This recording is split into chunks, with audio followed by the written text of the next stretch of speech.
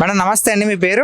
నా పేరు కమల, అమలాపురం నుంచి వచ్చింది సార్. సో కమల గారు, మీరు అమలాపురం నుంచి ఇక్కడికి వచ్చారు కదా. సో జనసేన 12వ ఆవిర్భావ సభ ఇక్కడ అత్యంత పండుగలో జరుగుతుంది, మీకు ఎలా అనిపిస్తుందండి? నాకు చాలా ఆనందంగా ఉంది సార్.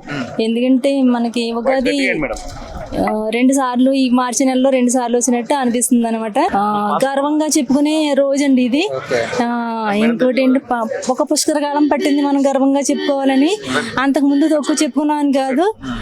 ఇప్పుడైతే ఆయనకి 11 సంవత్సరాలు కష్టపడి 12వ సంవత్సరం మరింత ఆనందంగా ఉంది అందరికి. వచ్చిన వాళ్ళు వెళ్ళే వాళ్ళకి కూడా ఫుడ్ కానీ ఏట్లకి ఇబ్బంది లేకుండా చాలా ఆనందంగా వెళ్తారు. సార్ కూడా కోరుకునేది అదే, వచ్చిన వాళ్ళు ఆనందంగా వెళ్ళాలి. మన సెక్యూరిటీ కూడా ఇస్తున్నారు, మాకు హ్యాపీగా ఉంది సార్. సో పరిపాలన ఎలా ఉందండి ఇప్పుడు? పరిపాలన అయితే సూపర్ సార్. ఎందుకంటే ఇప్పుడు పథకాలు వేసి, సంవత్సరానికి ఒక పథకం వేసి వీటికంటే ముందు ఏం కావాలో గ్రామాల్లో మనకి రోడ్లు ఉండాలి, తర్వాత మంచి విద్య ఉండాలి, మంచి నీళ్లు, ఇవన్నీ ఉంటే చాలు మనిషి బతికేస్తాడు సార్. సో చూస్తుంటే ఇప్పుడు పిఠాపురంలో చాలా పండగలా జరుగుతుంది కదా. సో ఇంక మరి కొద్దిసేపట్లో పవన్ కళ్యాణ్ గారు కూడా వస్తారు. ఎంతమంది వచ్చే అవకాశం ఉందంటారండి? 10-12 లక్షల అంచనా వేస్తున్నారు. నాకు భయం వేసి ఇప్పుడే వెళ్ళిపోదాం అనిపిస్తుందండి. ఎందుకంటే ఇంటికి వెళ్ళి టీవీలో చూద్దాం సార్ని, ఇక్కడైతే క్లియర్ గా అనిపిస్తుంది.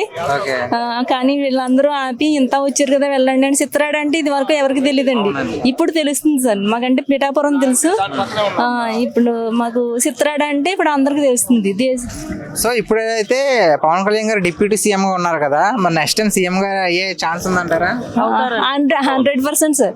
ఇంకా అలాగే అవుతూనే ఉంటారు. విద్యార్థులు కోరుకుంటున్నారు, వాళ్ళ భావితరాలు అంటే నేటి బాలలే రేపటి పౌరులు అన్నారు. అది నిరూపిస్తున్నారు. 1,00,00,000 పుడతారంట, సార్ పుట్టారండి.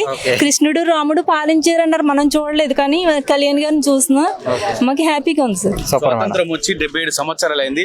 ఫస్ట్ టైం గిరిజన ప్రాంతాల్లో రోడ్లు నిర్మించడం అనేది పంచాయతీరాజ్ వరల్డ్ రికార్డ్ సృష్టించిన పవన్ కళ్యాణ్ గారు ఒక సామాన్యుడు రాజకీయం చేయాలని చూపించిండు, శబదం చేసి కుంభస్థలాన్ని కొట్టిండు, 2 రాష్ట్రాలు నిలబెట్టిండు. ఇప్పుడు థ్యాంక్ యూ అండి.